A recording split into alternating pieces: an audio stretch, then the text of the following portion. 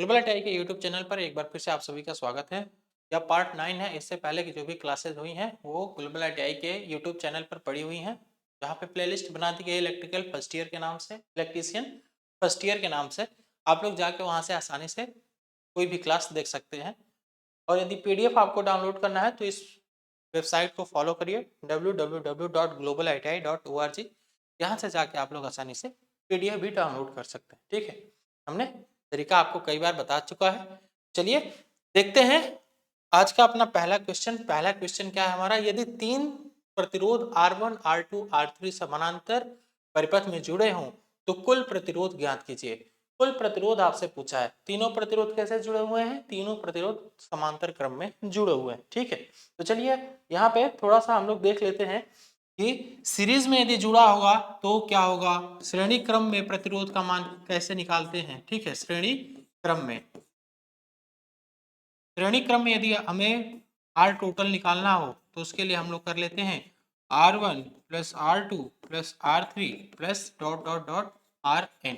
ठीक है, ये श्रेणी क्रम के लिए होता है। श्रेणी क्रम के लिए ये टोटल यदि R इक्विवेलेंट आपको निकालना है तो आप इस तरीके से निकाल लेते हो। ठीक है, और यदि आपको समांतर क्रम के लिए निकालना हो तो समांतर क्रम के लिए यदि निकालना हो आपको समांतर क्रम नहीं, ठीक है, 1 और R total is equal to बन जाता है फॉर्मूला आपका 1/R1 plus 1/R2 plus 1/R3 plus dot dot dot 1/Rn।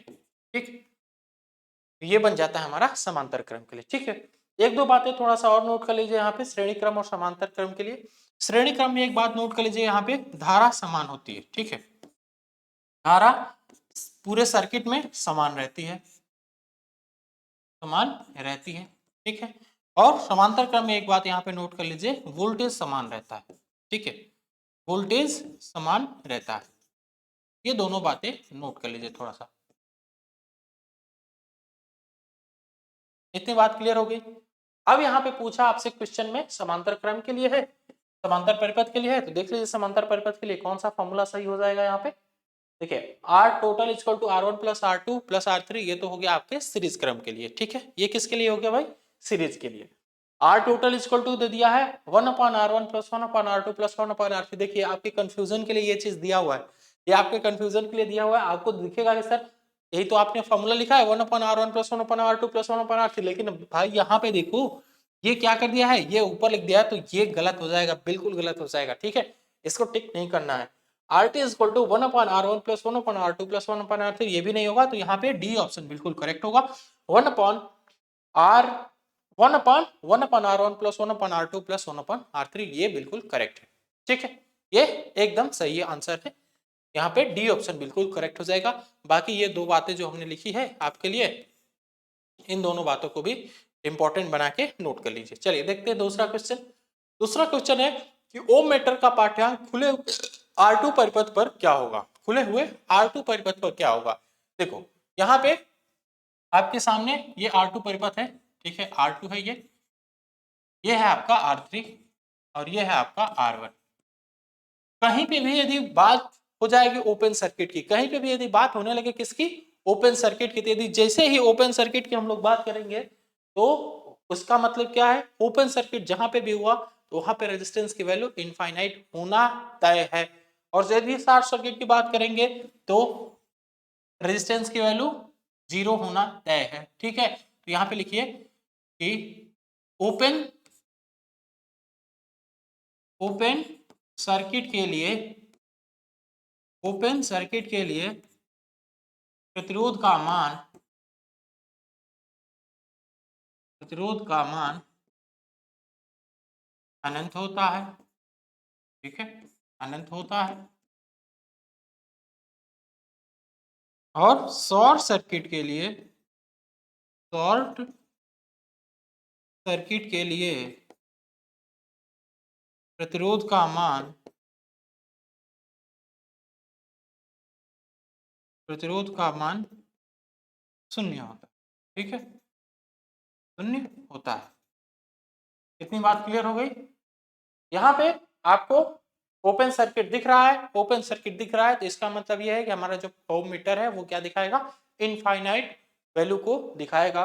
देखिए ऑप्शन क्या क्या दिया हुआ है, इंडिकेट जीरो बिल्कुल गलत हो जाएगा, indicate infinite resistance yes, option B बिल्कुल सही हो जाएगा, इंडिकेट इनफाइनाइट रेजिस्टेंस। ठीक है, चलिए देखते हैं अब अगला क्वेश्चन। अगला है, किसी चालक के प्रतिरोध में क्या परिवर्तन होगा यदि उसके व्यास को 2 गुना कर दिया जाए। उसके व्यास को कितना कर रहा है भाई, व्यास को कर रहा है ये 2 गुना। व्यास को यदि 2 गुना कर रहा है तो इसका जो त्रिज्या होगा वो त्रिज्या कितना हो जाएगा भाई, त्रिज्या इसका हो जाएगा, त्रिज्या भी 2 गुना हो जाएगा। भाई आप सभी जानते हो कि आर इक्वल टू क्या होता है, D upon two. R equal to होता है डी अपॉन टू, जहां पे आर क्या है, जहां पे आर है त्रिज्या और डी क्या है जी, डी है आपका व्यास। डी क्या है भाई, व्यास है। व्यास और त्रिज्या में रिलेशन आप सभी को पता है, व्यास और त्रिज्या में आप सभी को रिलेशन पता है। यदि इतना पता है तो हमने आपको इससे पहले कई बार फॉर्मूला बता चुका है, आर इक्वल टू क्या होता है, N square into R. R equal to होता है N square, sorry R two या आर न्यू इक्वल टू हो जाता है हमारा N square into R old. ठीक है, ऐसे लिखो। अब ये क्या लिख दिए सर, मैं बता रहा हूं क्या लिख दिए। एक स्टेटमेंट याद रखिए कि जब भी किसी वायर को खींच के उसकी लंबाई दोगुनी कर दी जाए या फिर उसकी त्रिज्या आधी कर दी जाए, जब भी किसी लंबाई को खींचकर 2 गुना कर दिया जाए या फिर उसकी त्रिज्या आधी कर दी जाए तो उसके रेजिस्टेंस पर क्या प्रभाव पड़ेगा, तो उसके लिए ये फॉर्मूला हमने लिखा था आपके लिए। ठीक है, आर ओल्ड इक्वल टू क्या हो जाता है, आर न्यू इक्वल टू हो जाता है N square into R new.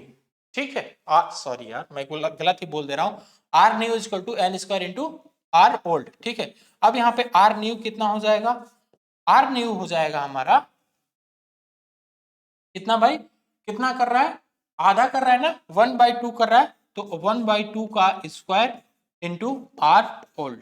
ठीक है, अब यहाँ पे फिर देखिए कितना होगा, ये हो जाएगा हमारा 1/4 इंटू आर ओल्ड, मतलब कि पहले जितना रेजिस्टेंस था उस रेजिस्टेंस का कितना हो जाएगा, 1/4 गुना हो जाएगा, मतलब कि 1/4 बच जाएगा, 1/4। ठीक है, देखिए ऑप्शन में, ऑप्शन देखिए 2 गुना तक बढ़ जाएगा, 4 गुना तक कम हो जाएगा, आधा तक कम हो जाएगा, प्रतिरोध में कोई परिवर्तन नहीं होगा, यस डिक्रीज टू 4 टाइम्स घट जाएगा। ये हमें ऑप्शन, ये हमें सॉल्व करने पे भी दिख रहा है कि 4 टाइम्स घट रहा है ना। अरे 1/4 हो रहा है ना यार, ने सॉल्व तो किया आपके सामने, तो यहाँ पे बी ऑप्शन बिल्कुल सही है। नेक्स्ट देखते हैं प्रतिरोध का क्या नाम है। ये जो आपके सामने प्रतिरोध दिया हुआ है इसका नाम आपसे पूछा है कि इसका नाम क्या है। इसका नाम मैं आपको बता देता हूं, इसका नाम है wire bound register. Wire bound register ये हमने कैसे बता दिया सर, चलिए इस चीज को क्लियर करने के लिए हम आपको जितने भी आपके रजिस्टर के फिगर हैं वो हमने फिगर ले लिया है, फिगर एक बार हम आपको दिखा देते हैं तो ताकि सारी चीजें आपको क्लियर हो जाए। देखिए ये 4 रजिस्टर हैं। ठीक है, ये है आपका वायर बाउंड फिक्स रजिस्टर, ये है आपका कार्बन कंपोजिशन रजिस्टर। ठीक है, ये है आपका मेटल फिल्म रजिस्टर और ये है आपका carbon film register, carbon film register. ठीक है, इन चारों फिगर को एक बार आप नोट कर लो या इसे स्क्रीनशॉट ले लो ताकि भविष्य में भी ये चीजें आपको याद रहे। ठीक है, जो चारों ऑप्शन में दिया हुआ है वही 4 तरह के आपके रजिस्टर होते हैं और हमने चारों को फिगर में ले लिया है एक साथ आपको दिखाने के लिए ही, ताकि आपके दिमाग में ये फिगर एकदम छप जाए, सीधे सीधे ये फिगर छप जाना चाहिए क्या पूछा था और सर ने क्या क्या इसमें एक्सप्लेन किया था। ठीक, चलो देखते हैं अगला क्वेश्चन। रंगकूट विधि के द्वारा प्रतिरोध का नाम बताइए। ये आपके सामने कलर कोडिंग का क्वेश्चन आ गया है। कलर कोडिंग के क्वेश्चन को करने के लिए हमने आपको एक ट्रिक बताया था, उस ट्रिक को यहाँ पे आज मैं रिकॉल कर दे रहा हूं। BB Roy Great Britain very good wife, है ना, यहाँ पे बी 0, ये हो गया 1, ठीक है, ये 2 3 4 5 6 7 8 और ये हो गया हमारा 9। ठीक है, ये क्या है भाई, ये है हमारा ब्लैक ये है ब्राउन, ठीक है, ये है आपका red, yellow, sorry orange, yellow, ये हो गया हमारा ग्रीन, हरा, ठीक है, ये हो गया हमारा ब्लू, ये हो गया वॉयलेट, ये है आपका ग्रे और ये है आपका व्हाइट। देखो भाई, बहुत लोग ऐसे भी होंगे जो पहली बार इस क्लास को देख रहे होंगे, उनके लिए थोड़ा सा ये समझना मुश्किल होगा, तो मैं आपको एक बार थोड़ा सा एक्सप्लेन कर देता हूँ। देखिए, रेजिस्टेंस को ज्ञात करने के, जैसे कोई भी एक रजिस्टर आप देखते हो तो उससे देखकर आप कैसे पता लगाते हो कि ये रेजिस्टेंस कितने ओम का है, ये पता करने के लिए एक आपके साथ आपके सामने एक थ्योरी होती है, colour coding. Colour coding colour coding theory में आपको कुछ कोड याद रखने होते हैं जिससे आप आसानी से उस रेजिस्टेंस का मान निकाल लेते हो, ठीक है। रेजिस्टेंस ज्ञात करने के कई सारे तरीके हैं, एक है आपका कलर कोडिंग, एक है आपका R equal to V by R करके निकाल, वी बाई आई करके निकाल लीजिए, ठीक है।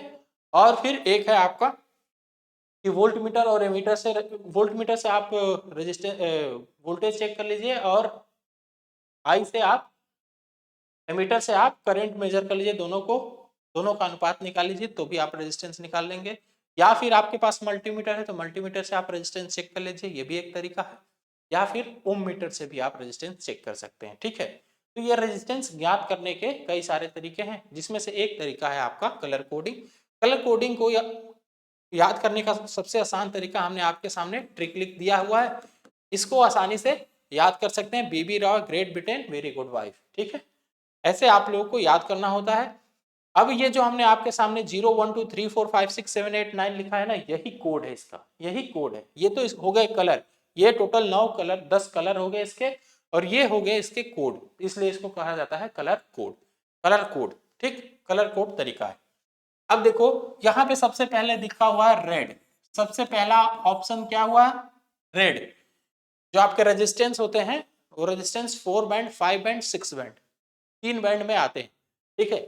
आपके सामने जो यहाँ पे दिया हुआ है ये कितने बैंड का है, ये है आपका 4 बैंड का। कैसे समझ में आया सर, तो देखो यहाँ पे एक दिख रहा होगा, ये पहला बैंड है, ये है दूसरा बैंड, ये है आपका तीसरा बैंड और ये है आपका चौथा बैंड। ये टोटल 4 बैंड हो गया इसका, ठीक है। 4 बैंड के भी रजिस्टर आते हैं, 5 बैंड के भी आते हैं और 6 बैंड के भी आते हैं। टोटल 3 तरह के बैंड, 3 बैंड के रेजिस्टेंस आते हैं आपके सामने, ठीक है जी। देखिए, अब जब 4 बैंड वाला रजिस्टर होता है तो 4 बैंड वाले रजिस्टर का मान कैसे निकाला जाता है, अब ये बात थोड़ा सा समझ लीजिए। यहाँ पे जो पहला और दूसरा पट्टी का जो रेजिस्टेंस होता है, पहला और दूसरा पट्टी जो होती है कलर की जो पहली और दूसरी पट्टी होती है, ये रेजिस्टेंस के मान को दिखाता है। ये क्या दिखाता है, रेजिस्टेंस के मान को दिखाता है, ठीक है। जो तीसरी वाली पट्टी होती है ये किसको दिखाती है, ये दिखाता है मल्टीप्लायर को, ये दिखाता है मल्टीप्लायर की वैल्यू को, मल्टीप्लायर की वैल्यू को। और ये जो चौथी वाली पट्टी होती है ये किसको दिखाती है, ये दिखाती है टॉलरेंस को। किसको दिखाती है भाई, टॉलरेंस को, या फिर लिख सकते हैं हिंदी में सहनशीलता, सहनशीलता, ठीक है, सहनशीलता को दिखाती है। 4 बैंड कहने का मतलब है कि 4 पट्टी होती है, 4 बैंड कहने का मतलब है कि 4 पट्टी होती है, जिसमें शुरू की 2 पट्टियां रेजिस्टेंस के मान को दिखाती हैं, जो तीसरी पट्टी होती है कलर की वो दिखाती है मल्टीप्लायर की वैल्यू को, और जो चौथी पट्टी होती है उसका मतलब होता है कि टॉलरेंस इसमें कितना है, इसमें उतार चढ़ाव कितना है, ये दिखाता है आपका चौथा पट्टी। बात समझ में आ गई होगी अभी तक। अब देखिए, हमने बोला कि शुरू की 2 पट्टी जो होंगी वो रेजिस्टेंस के मान को दिखाएगी। रेजिस्टेंस के मान को कैसे दिखाएगी, मैं आपको दिखाता हूं। देखो, पहला दिया हुआ है आपके सामने रेड, पहला आपके सामने रेड दिया हुआ है, तो यहाँ पे आइए पहले देखिए कि रेड की वैल्यू कितनी है, रेड की वैल्यू है 2, तो हमने लिख दिया 2, हमने लिख दिया 2। बात समझ में आई, पहली बार जो लोग देख रहे हैं मैं उसके लिए ये बता रहा हूँ क्लास, ठीक है। यहां से भी यदि आप इतना भी देख लेते हो तो ये आपके लिए हमेशा आपको याद हो जाएगा कि रेजिस्टेंस से कलर कोडिंग से रेजिस्टेंस का मान कैसे निकाला जाता है। पहला हमने निकाल दिया, ठीक है। देखो, दूसरे का मान, दूसरे कलर का क्या दिया, दूसरा कलर दिया हुआ है आपको ब्लू, ब्लू यहाँ पे लिखा हुआ है, ब्लू की वैल्यू कितनी है, देखिए यहाँ पे ब्लू की वैल्यू है 6, ब्लू की वैल्यू हमने कितना लिखा है 6, हमने लिख दिया यहाँ पे 6, 2 और 6 ये हो गया रेजिस्टेंस का मान। 4 बैंड में शुरू के दो कलर रेजिस्टेंस के मान को दिखाते हैं, सीधे सीधी हमने लिख दिया, जैसे आप डिजिट लिखते हो वैसे ही आपको लिख देना है, बात खत्म। ठीक है जी। तीसरे वाले पट्टी को क्या हमने बोला, तीसरे वाले पट्टी को हमने बताया कि ये मल्टीप्लायर की वैल्यू है, क्या है, मल्टीप्लायर की वैल्यू है, तो हमने मल्टीप्लाई किया सर इसमें। ठीक है, इसका कलर क्या दिया हुआ है, ऑरेंज, इसका कलर दिया हुआ है ऑरेंज, तो देखिए ऑरेंज के सामने कितना है, 3 है ना, 3 है, यही है ऑरेंज, ऑरेंज के सामने 3 है, तो मल्टीप्लायर की वैल्यू कैसे लिखते हैं हम लोग, मल्टीप्लायर की वैल्यू हमेशा 10 की घात में लिखा जाता है, हमेशा 10 की घात में लिखा जाता है, तो हमने 10 की घात में लिख दिया। इतनी बात समझ में आ गई। अब देखिए जो लास्ट वाली वैल्यू होती है, लास्ट वाली वैल्यू होती है टॉलरेंस की, ये देखिए लिखा हुआ है सिल्वर, ये क्या लिखा हुआ है, सिल्वर लिखा हुआ है, ठीक है ना जी, सिल्वर लिखा हुआ है। तो जो टॉलरेंस की वैल्यू होती है, टॉलरेंस की वैल्यू टॉलरेंस की वैल्यू हम लोग को साथ में लिखना पड़ता है, ये डाटा हमें याद रखना पड़ता है कि सिल्वर के लिए ये वैल्यू कितनी हो जाती है, सिल्वर के लिए ये वैल्यू होती है हमारी 10% और गोल्ड के लिए टॉलरेंस की वैल्यू 5% होती है। सिल्वर के लिए टॉलरेंस की वैल्यू 10% होती है और गोल्ड के लिए 5% होती है। यदि कोई कलर नहीं दिया हुआ है तो उस समय टॉलरेंस की वैल्यू 20% हम लोग कंसिडर कर लेते हैं।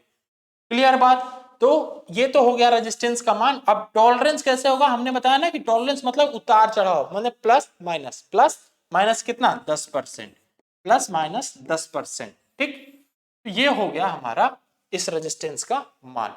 उम्मीद है आपको ये बात समझ में आ गई होगी। 26 गुणे 10 की पावर 3 प्लस माइनस 10, ये हो गया आपका रेजिस्टेंस का। ये जो ओम लिखा वाट लिखा हुआ है, ये सब वाट हटा दो, ये क्या होना चाहिए यहाँ पे होना चाहिए ओम। ठीक है जी, ये वाट नहीं होगा, ये इतना ओम होगा।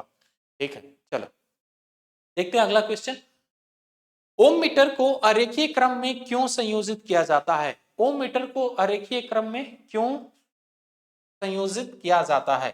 ठीक है, अब ये बताइए, थोड़ा सा मुझे इतना बता दीजिए कि ये जो फिगर दिया हुआ है ये सीरीज ओम मीटर का है कि शंट ओम मीटर का है। इतना याद रखेंगे कि ये जो दिया हुआ है, जहां पे यहाँ वैल्यू शुरू में दिया हुआ हो, ठीक है, शुरू में प्रोपोर्शनलिटी की साइन दिया हुआ हो, तो ये बन जाता है हमारा सीरीज का, ये सीरीज ओम मीटर है, सीरीज ओम मीटर है। जब ये वाली कंजस्टेड वैल्यू जब इस साइड आ जाती है, राइट हैंड साइड में आ जाती है, तो वो बन जाता है शंट के लिए, वो बन जाता है शंट के लिए। ठीक है, अब बोला है कि अरेखीय क्रम में क्यों होता है, अरेखीय क्रम में क्यों होता है, रेखीय क्रम में कब होता, जब हम लोग जब जैसे ही हम वोल्टेज बढ़ाते उसी रेस्पेक्ट में हमारा करंट भी बढ़ता, मतलब कि V प्रोपोर्शनल I होता, तो जितना मान हम वोल्टेज का बढ़ाते उतना ही मान करंट का बढ़ता, तो ये माना जाता है कि अरेखीय है। ये क्या माना जाता कि अरेखीय है, सॉरी रेखीय है। जिस रेस्पेक्ट में हम वोल्टेज का मान बढ़ाते उसी रेस्पेक्ट में हमारा करंट भी बढ़ जाता, तो ये हमारा बन जाता रेखीय। जैसे कि एग्जांपल देखिए यहाँ पे, ये हो गया हमारा वोल्टेज, ये हो गया हमारा करंट। ठीक है, अब इन दोनों की मैं बात करूं कि रेखीय कब होगा, तो जैसे यदि मैं यहां से ऐसे एक ग्राफ खींच दूं, ऐसे मैं ग्राफ खींच दूं, तो देखो यहां से हम थोड़ी सी वोल्टेज की वैल्यू बढ़ा रहे हैं, तो थोड़ा सा करंट का भी वैल्यू बढ़ रहा है, और थोड़ा सा हमने बढ़ाया वोल्टेज की वैल्यू तो और करंट की वैल्यू बढ़ गया, और वोल्टेज की वैल्यू बढ़ाया तो और करंट की वैल्यू बढ़ गई। तो ये आपको दिख रहा होगा कि ये क्या है, ये एक दूसरे के रेस्पेक्ट में लीनियरली बढ़ रहा है, लीनियरली बढ़ रहा है, रेखीय क्रम में बढ़ रहा है, तो ये हो गया रेखीय। ठीक, अरेखीय क्या हुआ, अरेखीय ये हुआ कि ये हमारा हो गया वोल्टेज और ये हो गया हमारा करंट। ठीक है, अब इसको अरेखीय कैसे कह सकते हैं, अरेखीय कहेंगे कुछ ये इस तरीके से ग्राफ बढ़ जाए। ठीक है, अब देखो यहाँ पे हमने वोल्टेज तो बढ़ाया थोड़ा सा, करंट हमारा बहुत ज्यादा नहीं बढ़ा। अब हमारा वोल्टेज बहुत ज्यादा बढ़ा लेकिन करंट उस क्रम में नहीं बढ़ा। भाई वोल्टेज हमने बहुत ज्यादा बढ़ा दिया ना, तो हमारा करंट उस क्रम में नहीं बढ़ रहा है।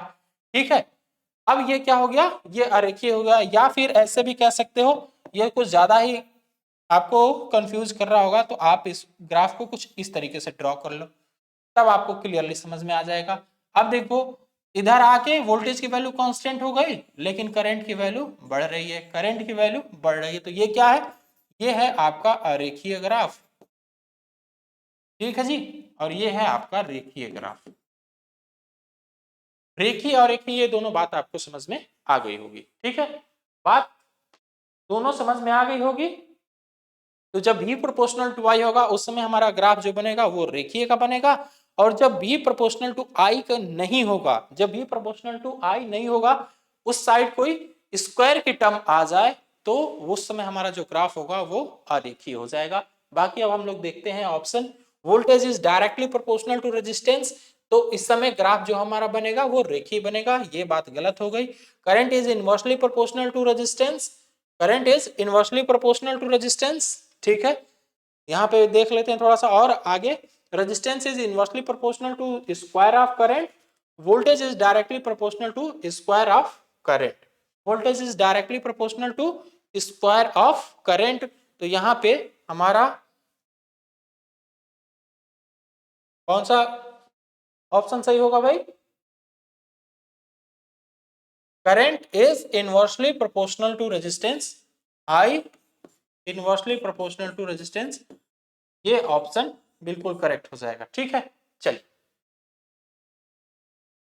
Voltage is directly proportional to square of the current, हाँ हम, ठीक है ठीक है, ये बात तो हम लोग करते हैं कहाँ पे, ओम मीटर या फिर हमारा वोल्ट मीटर या फिर एमीटर की बात करते हैं तब वहां पे हम लोग देखते हैं, लेकिन यहाँ पे ऑप्शन हमारा बी ही सही होगा, current is inversely proportional to resistance. चलिए, व्हीटस्टोन ब्रिज के संतुलन की अवस्था में अज्ञात प्रतिरोध आरडीसी का मान ज्ञात कीजिए। अज्ञात प्रतिरोध आरडीसी का मान आपको बताना है कि आरडीसी का मान कितना होगा। ठीक है, आरडीसी का मान बताइए। व्हीटस्टोन ब्रिज आप सभी को पता होगा, व्हीटस्टोन ब्रिज का सिद्धांत आप सभी को पता होगा क्या होता है भाई, इसमें हम लोग cross arm, cross cross multiply करके दोनों को एक दूसरे के बराबर कर देते हैं और इसके बाद मान निकाल लेते हैं। जैसे देखिए यहाँ पे ये P है, ये Q है, ये आपका है R और ये है आपका S। ठीक है, तो यहाँ पे क्या लिख लेते हैं हम लोग, P R is equal to हो जाता है हमारा S इंटू क्यू।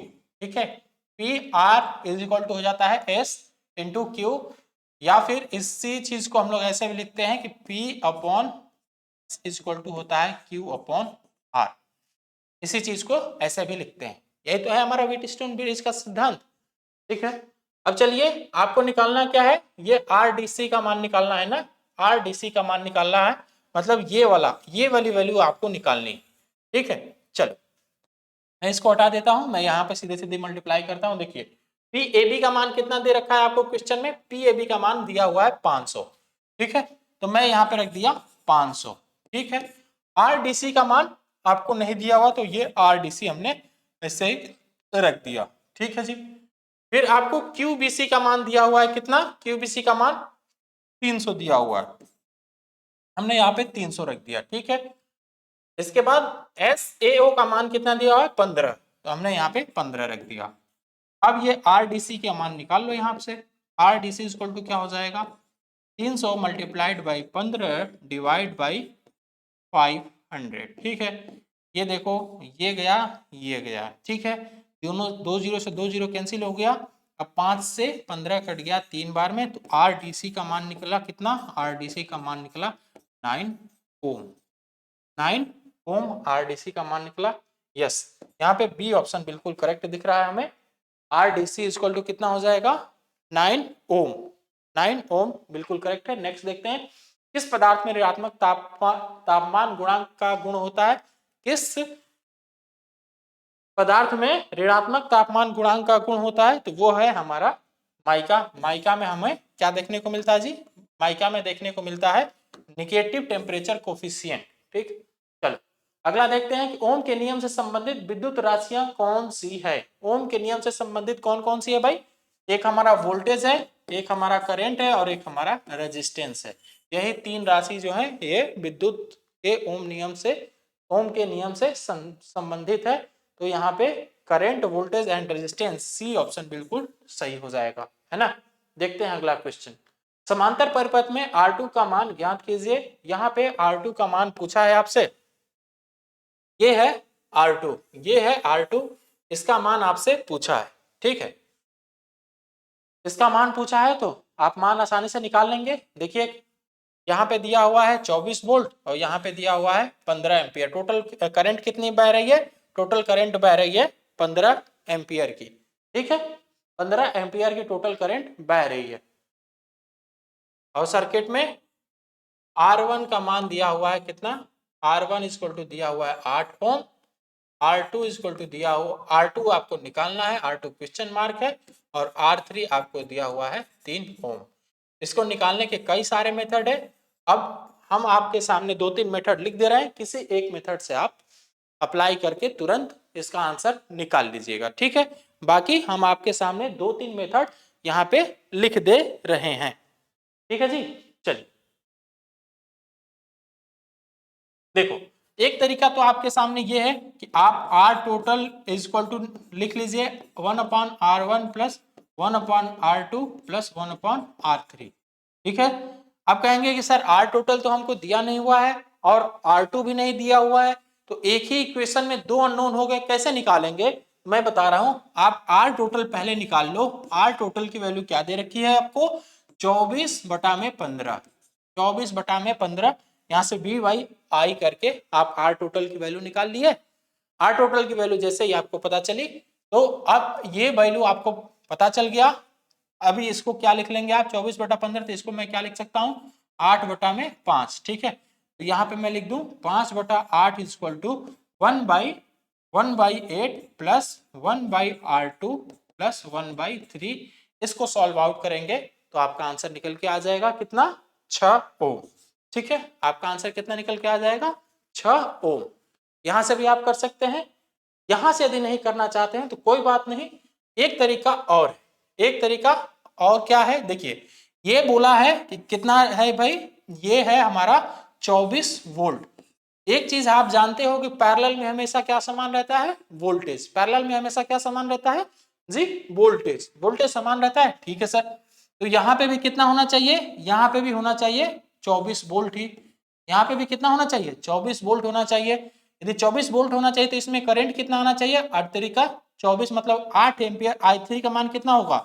8 एम्पियर। तो यहाँ से हो गया हमारा ये 24 वोल्ट, ठीक है। यहाँ पे भी 24 वोल्ट होना चाहिए, यहाँ पे भी 24 वोल्ट होना चाहिए और यहाँ पे भी 24 वोल्ट ही होना चाहिए। ये देखिए, ये है हमारा 8 ओम का रेजिस्टेंस। तो इसमें करंट कितनी आएगी? इसमें करंट आएगी 3 एम्पियर की, ठीक है। तो 15 में से 15 में से जो हमारी करंट है 8 एम्पियर की करंट तो इधर चली गई और 3 एम्पियर की करंट इधर चली गई, ठीक है। बचा कितना आपके सामने? बचा अब 8 3 11, केवल 4 एम्पियर की करंट बची। तो 4 एम्पियर की करंट इसमें जाएगी, ठीक है। 4 एम्पियर की करंट इसमें जाएगी। तो 4 एम्पियर की करंट में कितने रेजिस्टेंस, कितने के रेजिस्टेंस से मल्टीप्लाई करेंगे तो 24 वोल्ट आएगा? तो वो होगा हमारा 6 ओम का। तो यहां से भी आप निकाल लेंगे, ठीक है। तो ये हमने दो तरीका आपको बता दिया रेजिस्टेंस निकालने का। दोनों में से जो आसान लगे वो आप अप्लाई कर लो। देखते हैं अगला क्वेश्चन। एक शाखा खुली होने पर समांतर परिपथ में क्या प्रभाव होगा? एक शाखा यदि खुली रहेगी तो समांतर परिपथ में प्रभाव ये होगा कि जो शाखा खुली रहेगी उसमें कोई भी करंट फ्लो नहीं होगी, उसमें कोई भी करंट फ्लो नहीं होगी, बाकी सब में करंट फ्लो होती रहेगी, ठीक है। तो यहाँ पे no current will flow in that branch, option C बिल्कुल करेक्ट होगा, ठीक है। ऑप्शन सी बिल्कुल सही हो जाएगा। यदि बात करता है सीरीज की, तो सीरीज में कोई भी एक ब्रांच खुली होती है तो सीरीज का मतलब ये है कि एक ही ब्रांच से सारे रेजिस्टेंस कनेक्टेड होंगे। तो यदि कोई भी एक रेजिस्टेंस ओपन हो जाता है तो पूरे सर्किट में करंट नहीं फ्लो होगी। लेकिन पैरेलल में किसी एक ब्रांच का यदि रेजिस्टेंस ओपन है तो बाकी सब में तो करंट फ्लो होगी, लेकिन उस ब्रांच में केवल करंट नहीं फ्लो होगी। What is the unit of resistivity? Resistivity का आपको यूनिट बताना है। रेजिस्टिविटी का आपको यूनिट बताना है। तो रेजिस्टिविटी का यूनिट क्या बन जाता है? आर इक्वल टू, आप सभी जानते हो, rho L upon A. R equal to rho L upon A, इतना फॉर्मूला आप सभी को पता है। जहां पे रो को हम लोग क्या कहते हैं? रेजिस्टिविटी कहते हैं। रेजिस्टिविटी का यूनिट क्या बन जाता है? ओम इंटू मीटर बन जाता है। तो यहाँ पे सी ऑप्शन बिल्कुल करेक्ट हो जाएगा। सर्किट ब्रेकरों में आर्क समन सुरक्षा के लिए किस प्रकार के प्रतिरोध का उपयोग किया जाता है? आर्क समन सुरक्षा के लिए किस प्रकार के प्रतिरोध का हम लोग यूज करते हैं भाई, वहां पे हम लोग वायरिस्टर का यूज करते हैं। तो यहाँ पे ए ऑप्शन बिल्कुल सही होगा। आग समन में आग को बुझाने के लिए हम लोग वायरिस्टर का यूज करते हैं, ठीक है, वायरिस्टर टाइप के रेजिस्टेंस का यूज करते हैं। रंग कोड विधि के द्वारा प्रतिरोध का मान बताइए। फिर से यहाँ पे आपको कलर कोडिंग का एक क्वेश्चन दे दिया हुआ है। देखिए कलर कोडिंग का क्वेश्चन यदि यहाँ पे दिया हुआ है तो हमने आपको समझाया अभी कुछ देर पहले 4 बैंड के रेजिस्टेंस में क्या होता है भाई। ये देखिए ये फर्स्ट बैंड है, ये सेकंड है, ये थर्ड है, ये फोर्थ है, 4 बैंड के रेजिस्टेंस है। तो जो पहला और दूसरा, ये जो 2 बैंड है, पहला और दूसरा, पहला एवं दूसरा, ये जो दोनों रेजिस्टेंस है ना, ये रेजिस्टेंस के मान को दिखाएगा।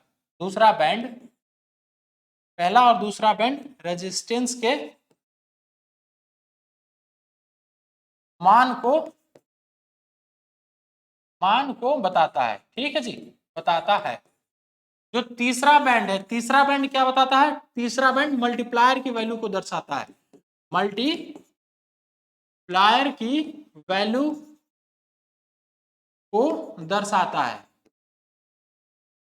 ठीक है। और जो चौथा है ये टॉलरेंस की वैल्यू को दर्शाता है, ठीक है, या फिर कह सकते हैं संवेदनशील या फिर सहनशीलता को दर्शाता है।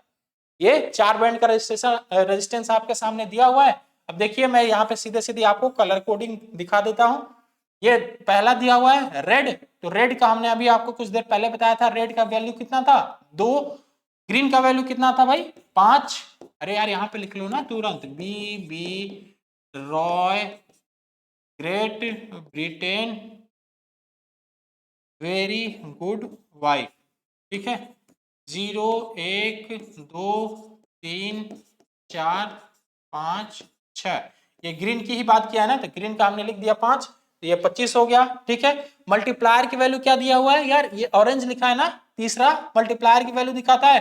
तो ऑरेंज का मल्टीप्लायर का मान हम लोग कैसे लिखते हैं, 10 की घात में लिखते हैं, 10 की घात में लिखते हैं।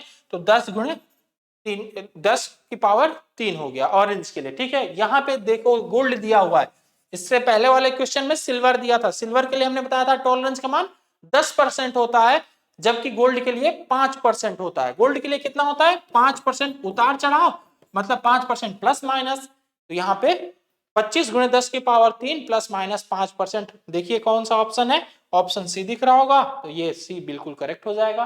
नेक्स्ट क्वेश्चन देख लेते हैं अब हम लोग। नेक्स्ट है हमारा व्हीटस्टोन ब्रिज के संतुलन की अवस्था में अज्ञात। देखो व्हीटस्टोन ब्रिज के संतुलन की अवस्था क्या है, P by S equal to Q by R. ये पॉइंट रट लो मेरे भाई, ये कई बार एग्जाम में पूछा भी है आपसे, कई बार कई सारे कॉम्पिटेटिव एग्जाम में ये क्वेश्चन पूछा हुआ है कि व्हीटस्टोन ब्रिज के संतुलन की कंडीशन क्या है, P by S equal to Q upon R, ये संतुलन की कंडीशन है, ठीक है। चलो अब यहाँ पे देखो ये है हमारा P, ये है Q, ये R है और ये S है। अब आपके सामने 3 रेजिस्टेंस का मान दे देगा और एक को अननोन बता देगा, उसी अननोन रेजिस्टेंस का मान आपको निकालना रहेगा, ठीक है जी, हम निकाल लेंगे। देखो ये यहां से क्रॉस मल्टीप्लीकेशन करो तो ये क्या हो जाएगा, इसका इसके साथ मल्टीप्लाई किया हमने, इसका इसके साथ मल्टीप्लाई किया, तो P into R equal to कितना हो जाएगा, Q इंटू एस हो जाएगा, ठीक है। P A का मान देखो दिया हुआ है, P A B का मान कितना दिया हुआ है 400 दिया हुआ है, हमने 400 लिख लिया। फिर आपको दिया हुआ है Q का मान, R का मान नहीं दिया, यही RDC का मान निकालना है, हमने RDC यहाँ पे लिख दिया। QBC का मान कितना दे रखा है यार 200 ओम दे रखा है, और SAD का मान दे रखा है 12, SAD का मान 12 दे रखा है, हमने वहां पे लिख दिया। RDC इक्वल टू यहाँ पे क्या हो जाएगा 200 गुणे 12 डिवाइड बाई 400, 200 से ये 400 दो बार में डिवाइड हो जाएगा, 2 से ये 12 6 बार में कट जाएगा, तो यहाँ पे आंसर बनेगा आपका 6 ओम, ठीक है। तो व्हीटस्टोन का जो संतुलन का कंडीशन है, जो बैलेंस कंडीशन है, बैलेंस कंडीशन ये है, ठीक है, बैलेंस कंडीशन ये है, बैलेंस कंडीशन। और एक बात याद रखिएगा, अरे हट जाए यार, क्या हो गया इसको, चलो कोई बात नहीं, नहीं हटेगा तो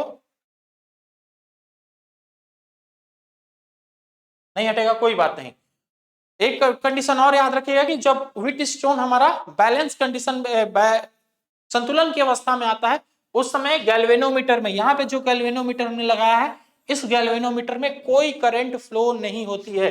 एक पॉइंट यहाँ पे नोट ही कर लो आप लोग, क्योंकि आप लोग जब तक मैं लिखूंगा नहीं तब तक लिखोगे नहीं। लिखो यहाँ पे व्हीटस्टोन व्हीट स्टोन ब्रिज के संतुलन की अवस्था में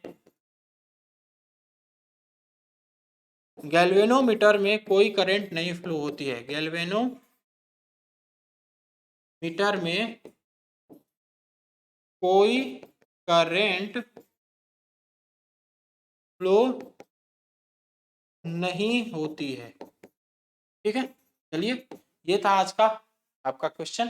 बाकी हम लोग मिलते हैं नेक्स्ट वीडियो में नेक्स्ट क्वेश्चंस के साथ, इसके आगे क्वेश्चन के साथ। धन्यवाद।